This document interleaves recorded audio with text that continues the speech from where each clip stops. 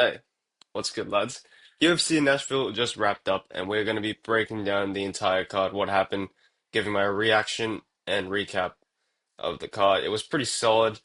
Um, in terms of the results, I mean, you see cards like Atlanta, the card on paper looks pretty good, but the results end up being shitty. This card was actually pretty good in terms of the results. But yeah, guys, let's get straight to it. Bro, why the fuck is the UFC promoting Canelo? Get this shit off my screen, cunt. Covering the back up. Anyway, let's move on to the fights. Um, Mitch Ramirez versus Mike Davis. I picked Mike Davis to get this done pretty easily. I just thought he was way more skilled. He's up there with one of those guys who's like just outside the rankings at 155, and he proved that. He was able to just basically just out wrestle Ramirez the entire first round. Um, And in the second, it was looking a bit hairy at first, but then he managed to put a finishing sequence together.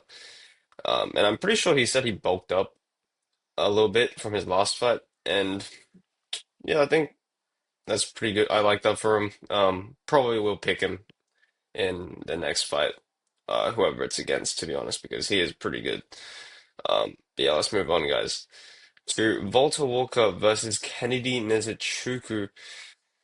Dude, I picked Kennedy Nzechukwu because of the lighter man skill, obviously. But dude, Walter Walker is different. I mean, man, that's three heel hooks in a row, bro. And dude, honestly, at this point, I'm thinking that he is the best chance this heavyweight division has in beating Tom Aspinall, to be honest. Because let's be real, apart from like a big fluky punch that just catches Tom Aspinall, there's not really anything that these guys can do to outskill him. But I think Volta Walk is the solution. I mean, this guy's proven that he has multiple different ways to get that heel hook off. And Jesus Christ, man. I mean, that's how you beat a Tom Aspinall, is by just like surprising him with some bullshit. You know what I mean? Um, yeah, that was really impressive. Just out of nowhere from the Marab position into a fucking heel hook. That was crazy shit. Didn't see that coming at all. To be honest, this guy's pretty scary to fight, dude. I mean, he's in like a normal ass position that we see in a lot of fights, and then all of a sudden he just finished you. Like, that's honestly fucking crazy, dude. It was honestly it honestly like showcased the power of BJJ in a massive way. Yeah, light man skill got a little bit got a little bit debunked here. I mean, Volta Walker just completely outskilled him. Um, At the beginning of the fight, he did just run towards Kennedy Nzechukwu like a fucking living dead zombie, though. So there was that. But apart from that, dude, this was just outclassing. Um, yeah, crazy shit. Um, this guy is the best chance that the heavyweight division has in beating Tom Aspinall, in my opinion. And yeah, I was proven wrong. But yeah, good job to Walker. That was impressive. Let's move on, guys. Jake Matthews versus Chidi Njokuani. I picked Chidi Njokuani to beat Jake Matthews because, uh, to be honest, I didn't have too much faith in it. I am a Jake Matthews fan, but I didn't have all too much faith. And to be honest, that was a bit of a retarded pick because I should have known that if Jake Matthews was able to survive on the feet with Michael Morales in their fight, that he should be able to do it against Chidi Njokuani. Um, yeah, that was just stupid on my part. But yeah, bro, Australia don't have wrestling, brother. Like, we do, bro. You know what I mean? Jake Matthews is actually a surprisingly good grappler. He actually started off his career with quite a few submissions as well. So yeah, Jake Matthews out here gunning it for the Australians. And yeah, dude, Chinny Njokuani just got subbed in the first round after having a little bit of success, but yeah, Jake Matthews just sunned him. Um, Good stuff. Rep in Australia, good shit.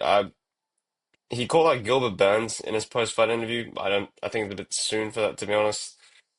I'd say maybe maybe like a hinge, Maybe you could give him Vicente Luque, something like that. I don't know, but I think Gilbert Burns. I think the fight could be interesting, but I just don't think he deserves that big a jump up yet. Um, yeah, good shit. Let's move on to the next one, guys. Chris Curtis versus Max Griffin. Man, I put a lock on Chris Curtis to get this fight done, and honestly, I'm a bit ashamed of myself for doing that. Max Griffin is shit. He did lose to Michael Chiesa. You know, he is a Michael Chiesa victim officially. So he is ass, but dude, Chris Curtis, I will say this, him and Sean Strickland have like the exact same fight style, to where these guys are like largely defense first. Um, and they like stick the jabs out. They like their offense is largely boxing based, right? But they never o overexert themselves to where they are gonna get a finish. And it just makes it so that every single one of their fights is like close enough where it could be like it could be a split decision. Um, and yeah, dude, I'm definitely picking against Chris Curtis in his next fight. I don't even care who it's against. Yeah, that was a way too close to come. But he did clearly win the last two rounds. Um, but yeah, dude, like, holy shit. Him and Sean Strickland, I'm a massive Strickland fan, so this pisses me off as well.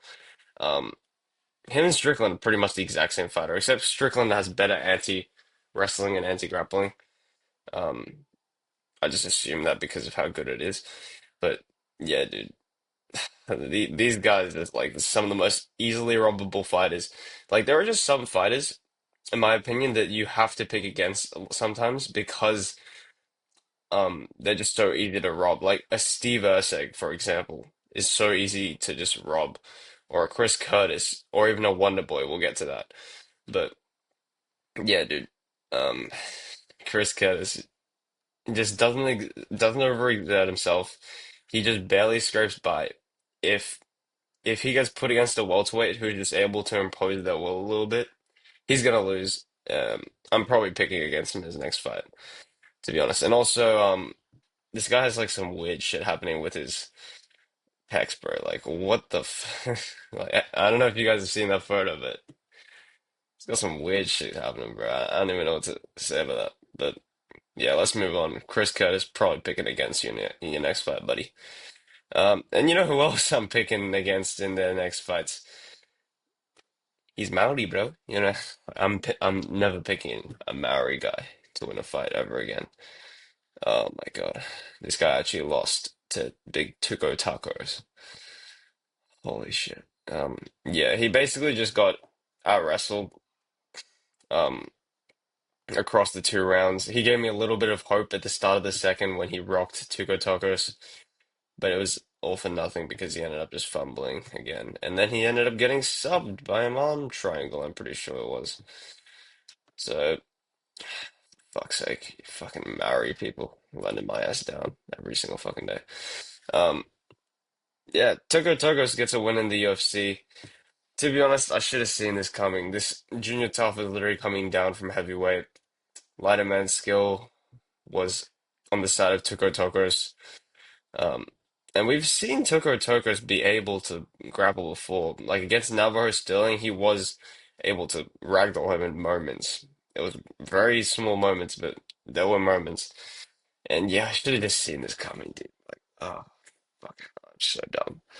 Um, and I forgot this guy trained at Killcliff too. It's actually a solid gym with like Brendan Allen, Shavkat. Yeah, I really should have seen this coming. This was a dumbass pick. Um, yeah, I fell into the aura a little bit too much of Junior Tafa. Never picking a Mario person to win ever again. Um, let's move on, guys. Jesus Christ. Absolute fumble there. Vitor Petrino versus Austen Lane. Um, by the way, yeah, I find it pretty funny how much of a balloon Vitor Petrino just became after his last fight. I mean, this guy was like arguably had one of like the most aesthetically good looking physiques in the entire UFC when he was a light heavy, and yeah, he just I don't really know. To be honest, I don't think that was necessary for his move up to heavyweight. I think he could have just stayed like close to his previous physique and still done well. But you know what? I guess he's just more dense now, so that's the thing. Um, Not sure how much that'll help him in his outside of fighting life, but yeah. Dude, this guy managed to just kind of ragdoll Austen Lane and just get another arm triangle finish. Um, yeah, dude. Vitor Petrino gets a win in big 2025 against one of the bummiest fighters in the UFC. So yeah, this was just a bum on bum matchup and light event skill one. I don't know what else to say, guys. Let's move on to the next one. Morgan Charriere versus Nate Landwehr. Um, yeah, I don't know, this was a pretty back and forth fight. Morgan Charriere barely won the first round. Nate Landwehr won the second round by quite a bit, kind of displaying how mid Morgan Charriere's striking was. Um, but then, beginning of the third round, Morgan Charriere just kind of went out there, imposed his will, and swung a bunch of big meaty hooks. Um, and he ended up putting Nate Landwehr away. So yeah, I was pretty happy for my pick. I picked Morgan Charriere to get this done. Um, but I probably will be picking against him in his next fight if he gets put against anyone decent, dude, because his striking is really not that all that good. He kind of struggles to get strikes off on his opponent, and it just hurts him when he goes to decisions. Um, yeah, you kind of have to pick this guy to get a finish. So yeah, in his next fight, if it's not a fighter I think he can easily finish, I probably will pick against him. Hopefully they put him on that Paris card though. He does have a pretty sick look to him, so I'll give him that. But yeah, guys, moving on to the next, we have Calvin Kattar versus Steve Garcia. This was a bit of a no-show fight. I mean, Steve Garcia is kind of known for getting knockouts in his career. He went to a decision as I predicted. It was a dominant one though. Calvin Kattar never really got started in the fight at all. But at the same time, Garcia never really rocked him that bad. Um, and yeah, he kind of just dominated him in the striking over 3 rounds. Calvin Kattar just looks like he's just there for a paycheck, to be honest. I mean, he doesn't really look like he wants to impose his will anymore. Yeah, he just looks like he's showing up for a paycheck. Probably will pick against him in his next fight. In terms of Steve Garcia, I hope I'd like them to put him against David Onama, to be honest. I really want him to just chin that guy for getting a DEI title shot. I mean, ranking shot. So, yeah, hopefully they make that fight. That's what I do. Send David Onama back into the unranked region. Um, yeah, dude. Good performance. Stephen Thompson with Gabriel Bonfim. This was not a good performance by Gabriel Bonfim at all. I think this was a pretty clear robbery. I mean, first round, Bonfim took it with a sub attempt, and he was able to just ragdoll Thompson for quite a few minutes of the fight. So yeah, that was clear. But still, Thompson displayed good takedown defense in that round. But yeah, second round comes. It's pretty much the same thing, except Bonfim can't really get dominant position at all. Thompson's able to keep it on the feet for most of the fight, and he rocks Bonfim pretty fucking bad at the end of the second, which, in my opinion, gives him the round. I'm pretty sure the judges all had it to Thompson anyway. Um, but yeah, third round was honestly like kind of the same, except Bonfim actually did even less in the grappling in terms of damage. Um, and then Thompson rocked him again with a head kick as well. It was, um, he did rock him a bit, less bad. The head kick wasn't as damaging in the third round, but that was the only damage in that round. And Bonfim didn't do shit in the grappling at all. The only damage in that round went to Thompson. Um, and the bleeding coming out from his shin doesn't really count. It's like it was from a check, um, and he clearly was just able to use that leg fine. I don't think that matters to the scoring at all. So yeah, dude, I think this was pretty clear to Thompson. And yeah, dude, either way, Bonfim is a bloody coward and a bitch for just holding down a 40. I'm pretty sure he's 43. A 43-year-old. Yeah, this guy should be ashamed. I hope they put him against Buckley or something, bro. Or Prates. Prates would be good. Yeah, Gabriel Bonfim vs Carlos Prates is the next fight to make, guys. Yeah, pathetic performance from Gabriel Bonfim on this one. Let's move on. We have Derrick Lewis versus Tallison Texeira. Um, yeah, I mean, this fight's a little bit controversial. Um, I picked. Oh yeah, I will say, dude, I don't know what the fuck the MMA community was doing, um, with the predictions on this card because, like, dude, I made my prediction video.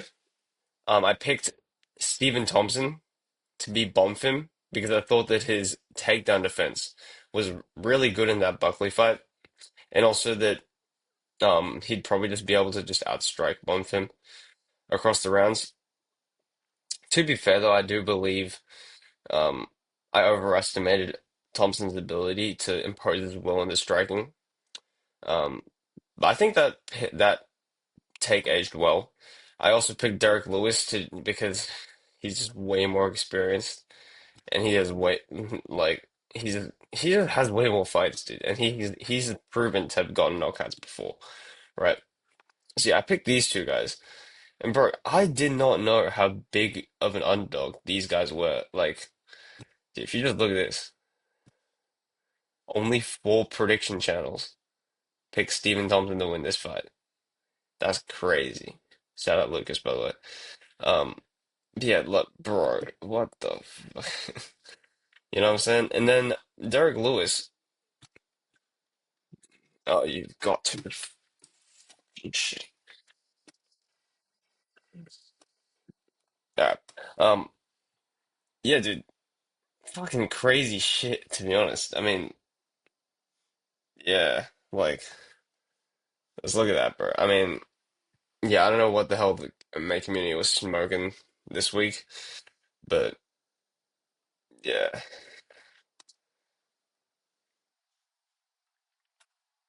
Derek Lewis just got it done.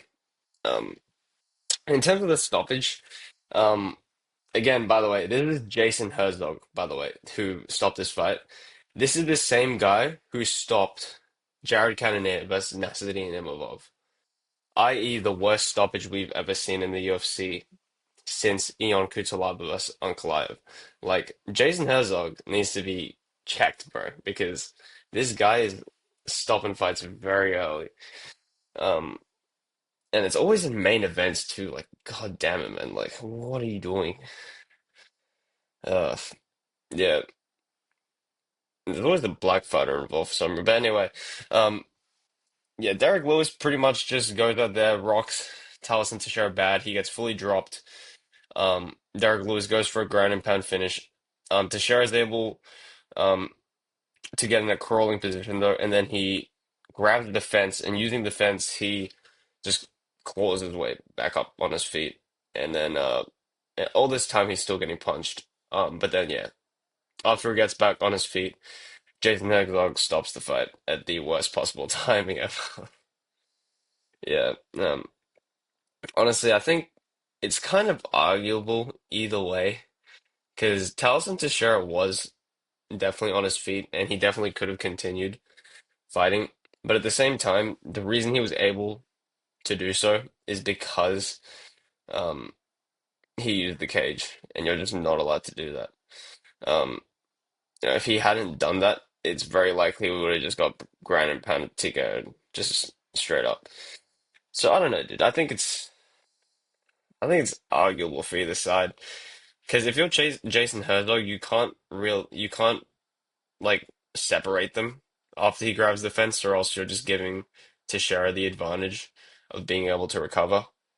Um, yeah, so I don't know. I think it's kind of arguable for either side, but I don't know, man. All I know is that there was one exchange that happened in the fight, and Derek Lewis dominated the fuck out of the exchange. So yeah, there's no cope to be had here that Teixeira would have gone on to win the fight. There was one exchange that happened, and Derek Lewis clearly fucking won.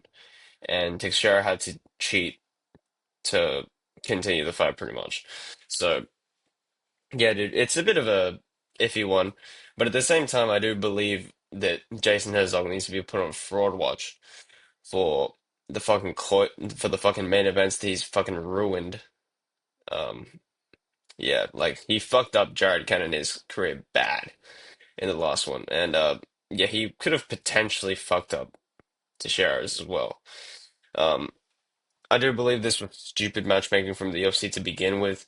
I think Teixeira should have been given like someone like a Martin Badai or who's another low ranked Marco Ruggiero. Is he still in the UFC? One of those guys, they're very low down, or even a Mick Parkin, something like that.